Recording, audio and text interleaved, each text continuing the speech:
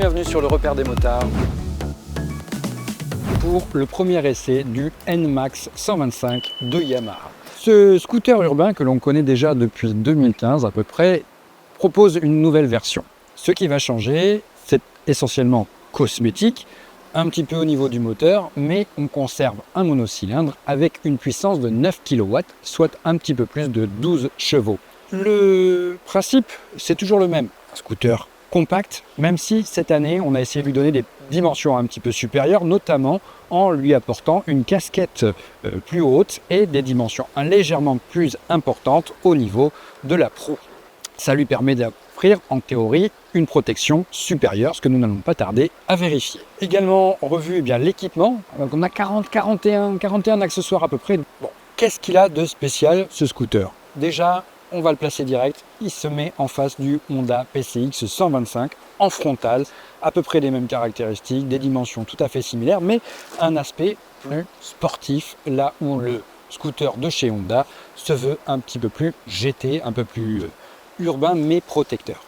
Là, on voit déjà que le design, il a évolué de manière significative sur ce modèle. Franchement, il est joli, il est bien fait, il est bien fini, les matériaux sont bien choisis et si l'on prend en accessoire le support de GPS qui se met à la place du cache que l'on a au niveau du guidon, cache central, on se retrouve avec une petite barre pour accrocher un support de GPS et surtout une prise USB de type A qui va remplacer très avantageusement celle que l'on trouve dans le vide-poche gauche qui est de type C et qui est relativement peu accessible. Dans les aspects pratiques, on va retrouver sur ce scooter un deuxième vide-poche qui lui ferme avec une trappe côté droit. Ils sont tous les deux très profonds, appréciables, agréables, mais on aura forcément du mal à aller un peu chercher ce qui se trouve tout au fond. On aura moins de difficultés par contre pour aller dans le coffre de 23 litres pour déposer éventuellement un casque. Alors si Yamaha nous dit qu'un casque intégral peut y tenir, on a essayé, franchement le mien, un GTR2 de chez Shoei ne tient pas. Des casques de taille S intégrale toujours ne tiennent pas non plus, donc c'est pas suffisamment grand pour mettre des casques fermés. C'est un choix de la part du constructeur, on a vu plus ample sous la selle, ce sera à vous de voir ce qu'il faut faire ensuite, sachant qu'il existe deux crochets accroche-casque que l'on retrouve également sous la selle. Ce scooter donc il est compact. Nous, aujourd'hui, nous essayons la version NMAX de base. Il sera également disponible dès le mois de mai 2025 en version TechMax avec cette fois-ci un écran plus grand, un écran TFT qui va compléter l'écran LCD. Ça permettra d'avoir une navigation plus fluide et la connectivité qui va bien donc avec tout l'infotainment que l'on peut connaître aujourd'hui sur la majorité des scooters urbains. Ce qui est appréciable sur ce Yamaha, c'est son équipement de base. On a un système de démarrage sans clé qui va permettre également d'ouvrir la trappe à essence ainsi que le coffre. Une petite télécommande offre aussi la possibilité de faire clignoter son scooter pour le retrouver au milieu d'un groupe d'autres, ce qui était fort pratique lors de cette présentation lorsqu'on s'est retrouvé avec une vingtaine de NMAX alignés sur un parking pour retrouver l'autre. Hop, un petit coup de télécommande, hop, c'était celui-ci. Vous l'appréciez d'un point de vue esthétique. Maintenant, on va aller voir ce qu'il donne en dynamique et on se retrouve après pour notre conclusion. Alors nous voici dans le parc de Montjuic pour parcourir l'ancien circuit de Formule 1 qu'il y avait dans la ville de Barcelone à l'époque où il n'y avait pas encore eu forcément les Jeux Olympiques. Alors on vous dit pas que le NMAX c'est un scooter sportif, mais par contre il a de très bonne capacité et il reste vraiment convaincant lors d'une conduite un peu engagée. C'est agile, c'est super léger. On est plutôt bien placé en hauteur, les bras tombent légèrement sur le guidon, les coudes sont pliés, on est bien et surtout il est facile, il tourne beaucoup, hein. On le voit là, l'angle de la colonne, il y a quand même de quoi faire. Alors, on nous a de même, quand même, ce qui serait un comble, ce serait de ne pas pouvoir jouer les petits reins entre les trous des calandres au niveau des circulations urbaines en ville. C'est un des gros atouts probablement de ce scooter, c'est son format compact et puis sa stabilité. Alors il est plaisant, les rétroviseurs, il faudra peut-être régler la tige si on est grand. Au niveau du recul en selle, c'est une selle qui est en pente. donc ça fait un peu toboggan, ça vous ramène sur le devant, vous n'avez pas trop le choix. Le freinage, il est assez réactif. Faut dire que le levier de frein gauche, donc pour le frein arrière, il est assez ferme. Du coup, on se retrouve avec une prise vraiment directe. Et là, quand on ne freine que de l'arrière, il y a des chances qu'on sente l'ABS se déclencher. Le freinage ABS, justement, il est actif aussi bien à l'avant qu'à l'arrière et on ne peut pas le désactiver. C'est pas grave en soi, parce que la qualité est au rendez-vous. Et surtout, on n'a pas de réaction parasite. Lorsqu'on va vouloir freiner, là, on va faire un freinage uniquement de l'avant. Voilà, ça freine en ligne, ça plonge pas trop. Il est bien équilibré sur son freinage, c'est très rassurant. Donc la puissance, eh bien, elle est au rendez-vous. Pour ce qui est des leviers, ils sont pas réglables en écartement. Ce sera peut-être une petite remarque comme ça en passant pour les petites mains. Mais il faut voir que la forme, elle a été bien vue aussi. Ils sont rapprochés des poignets, ce qui fait que même avec des petits doigts, on doit arriver à les attraper. Des petits gabarits qui vont aussi apprécier de pouvoir facilement poser les pieds au sol. Hein. Là, 1,80 m. On le voit, ça peine pas à poser les deux pieds à plat. La selle est assez large. Sur la partie avant, là, on sent que y a de l'assise, mais que c'est large. Par contre, c'est pas gênant du tout. Il a bien progressé au niveau de l'amorti, ce scooter.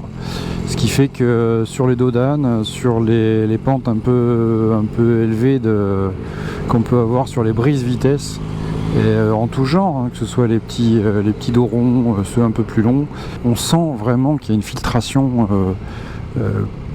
importante qui s'opère. Au niveau de l'instrumentation, il est intéressant. Bon, là on est sur la version standard du NMAX, mais il y a une petite casquette, l'éclairage est plutôt faible, on va dire, dans le réglage actuel, mais j'ai pas l'impression qu'on puisse le régler. Et surtout, il y a tout ce qu'il faut. Toutes les informations sont là, la vitesse est bien mise en valeur, c'est l'essentiel. On voit que quand le contraste se change, quand on passe sous un tunnel, c'est nettement plus clair au niveau de l'image. Il y a quelques reflets aussi au niveau de la vitre. Bon. Le système Start and Stop, si jamais vous n'étiez pas satisfait, il y a possibilité de le défaire. On peut l'arrêter là, très simplement au niveau du bouton qui se trouve sur le Komodo.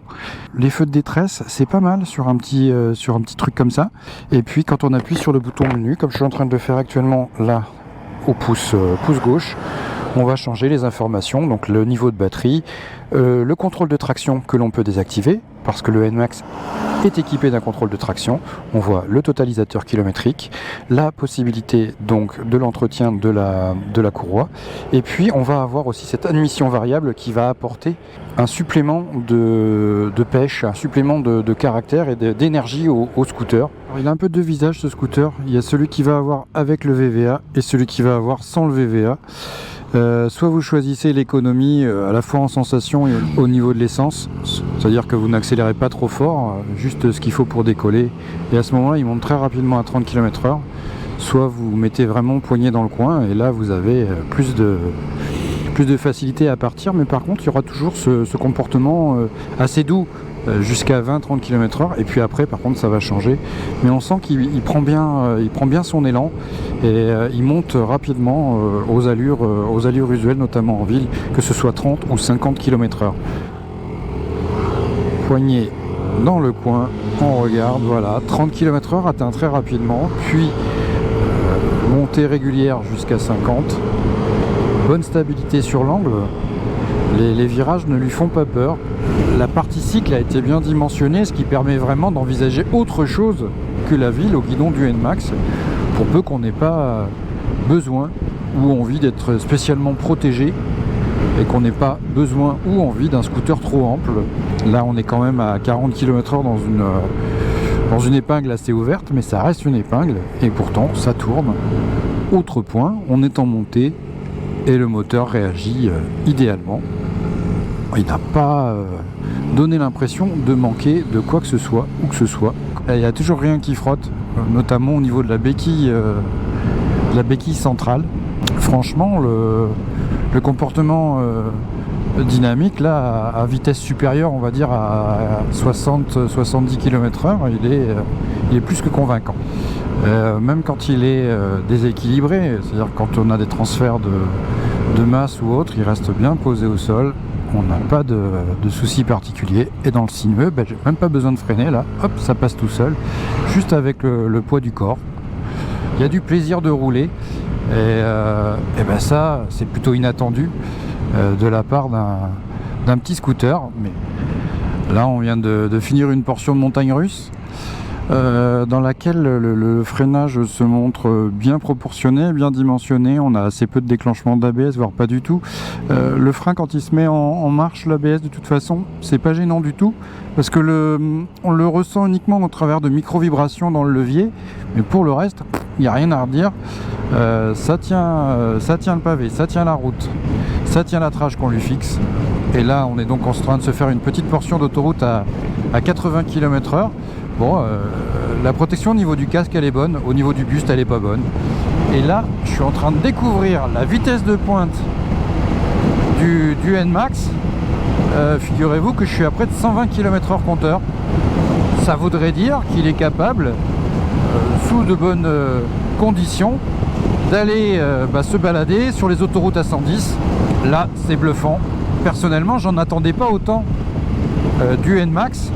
Parce que jusqu'à présent, son moteur, il n'était pas vraiment à ce niveau de performance, du moins dans mes souvenirs. Bon, faut dire qu'on est vraisemblablement sur un faux plat, on doit être légèrement en descente, mais d'arriver à maintenir ça, il y a du bon dans tous les niveaux. Bon, évidemment, dès que ça monte, là c'est le cas, on va pas accrocher le 120, je suis plus aux alentours de 107 km/h, 105 km/h compteur. C'est déjà plus qu'honorable. Ils ont limité au maximum les frottements, la mécanique elle est enjouée, et ça permet de profiter pleinement d'un degré d'agrément supérieur pour ce petit scooter. Yamaha nous promet par contre près de 300 km d'autonomie avec une consommation de 2,2 litres.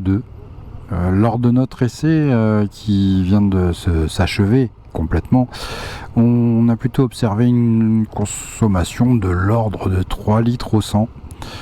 3 litres en ayant quand même des portions autoroutières, des portions rapides, un peu de grimpette dans la montagne environnant Barcelone, ce qui fait qu'on arrive quand même à un bilan de conso assez modéré. C'est pas forcément le meilleur de la catégorie, mais au moins il a cet intérêt de permettre d'économiser quand même quelque peu. Il faut voir aussi qu'avec le système Start and Stop, on peut consommer légèrement plus. Pas beaucoup, dans le 0,1 litre au 100. C'est pour ça qu'il est possible de le désactiver. Alors il est temps de revenir et de dresser le tableau de ce NMAX 2025. Sincèrement, c'est une très très bonne surprise. J'étais un peu sceptique quand Yamaha nous a annoncé que c'était un scooter qui se classait dans les scooters sport avec 125 cm3, avec 9 kW. On se disait ouais bon d'accord, mais il faut ramener ça à une valeur intéressante qui est le poids du scooter. Il fait 132 kg tout plein fait en ordre de marche, ce qui lui offre quand même une grosse marge de manœuvre par rapport au X-Max 125 notamment. Du coup, avec un moteur qui est bien dimensionné et suffisamment dynamique, comme on a pu le remarquer, le monocylindre, il ne fait pas semblant d'accélérer, on a de très bonnes reprises, une transmission qui est agréable, et du coup, on ne peut pas lui trouver grand reproche en matière de motorisation. C'est quelques vibrations, évidemment, puisqu'il s'agit d'un monocylindre. Le traitement, on sent bien que quand le start and stop, donc le système d'arrêt et de démarrage, lorsqu'on va se retrouver à un feu par exemple ou à un stop, le moteur va se couper automatiquement. Ça peut entraîner quelques petites vibrations. Mais le système arrive très rapidement à agir, à peine le scooter parti, ce qui déjà est un gage de chauffe rapide et puis surtout d'efficience en termes de consommation. Et la deuxième chose, c'est qu'il repart instantanément aussi, ce qui fait que c'est parfaitement contrôlé et maîtrisé de la part du constructeur japonais. Autre chose de très surprenant sur ce scooter, c'est qu'il a beau être urbain, avec des dimensions compactes, avec un angle de chasse relativement fermé et puis une vivacité du train avant, il n'a pas oublié d'être stable. Il est facile, il est évident. L'amortissement, il a été entièrement revu et ça se sent également. Le scooter est moins sec, il amortit mieux, il reste ferme, parce qu'on ne peut pas dire que ce soit complètement parfait encore en termes de confort. On n'est pas sur un scooter GT, mais bel et bien sur un scooter urbain. Mais le compromis trouvé est très efficace. Ce qui fait que le freinage, il en devient d'autant plus sympathique même si le levier de frein arrière notamment offre une attaque quand même très très proche, eh bien on a quand même une efficacité probante. Alors ce qui est amusant avec cet ABS, eh bien, c'est que quand il se déclenche, on a l'impression d'avoir une boîte à meux. Vous savez, les boîtes qu'on retourne là, comme ça, ils font meuh. Bah, c'est un peu ce que ça fait. On sent très légèrement dans les leviers ce qui va arriver, mais par contre, l'efficacité, encore une fois, est au rendez-vous, parce qu'en matière de sécurité, ce NMAX, il est très intéressant. Non seulement on va profiter d'un anti-blocage au niveau du freinage, mais on va également profiter d'un contrôle de traction. On profite donc d'un scooter qui, certes, maintenant est à un tarif assez élevé. On serait à 3 590 € en France pour la version standard. Quels sont les points négatifs et quels sont les points positifs de ce scooter? Dans les points positifs, il va y avoir la motorisation. Elle est bien dimensionnée, elle est vaillante et surtout elle est probante. En ville, il va y avoir suffisamment de nervosité et d'accélération. Sur route, on va avoir une bonne vitesse de pointe. Pour preuve, nous sommes parvenus à accrocher plus de 120 km/h. Et très sincèrement, c'est agréable puisque ça permet d'augmenter le spectre d'action de ce scooter. Il y a également la qualité des pneumatiques, la qualité des suspensions et surtout l'ensemble très cohérent de ce NMAX. Du côté des inconvénients, du moins des points critiquables, on va retrouver l'instrumentation sur le NMAX. Parce que l'écran, il est à peine assez contrasté et on n'est pas parvenu à trouver le moyen de vraiment le régler. L'autre point un peu critiquable, ça va être le fait que les rétroviseurs sont très rapprochés, montée plutôt sympathique, mais on n'a pas... ils sont de bonne qualité, il faut bien trouver quelque chose à redire.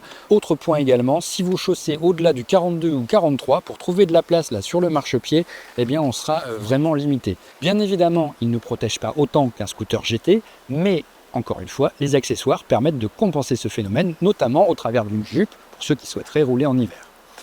Reste à voir également la place passager qui est plutôt agréable de ce que j'ai pu en juger, avec des repose-pieds qui sont escamotables. La manière de tenir la poignée à l'arrière qui a été redessinée, qui a été refaite, eh bien, on a la place pour les mains. On a des échancrures là juste en dessous qui permettent éventuellement de se tenir si on a des mains un peu plus petites ou d'accrocher, si on le souhaite, peut-être des tendeurs. Des fois que l'on veuille compenser la capacité du coffre qui, là encore, est l'un des derniers écueils, entre guillemets, de ce scooter. Je vous invite à vous inscrire si vous avez apprécié cette prise en main et j'espère vous retrouver très bientôt pour de nouveaux essais sur le repère des motards.